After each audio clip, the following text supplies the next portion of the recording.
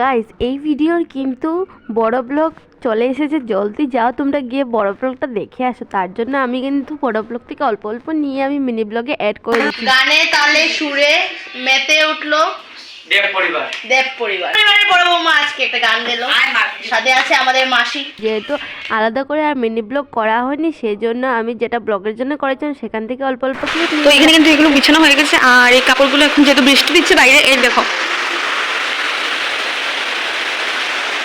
বাইরে যেহেতু বৃষ্টি দিচ্ছে সেজন্য কাপড়গুলো এখানে পরে সরানো হবে।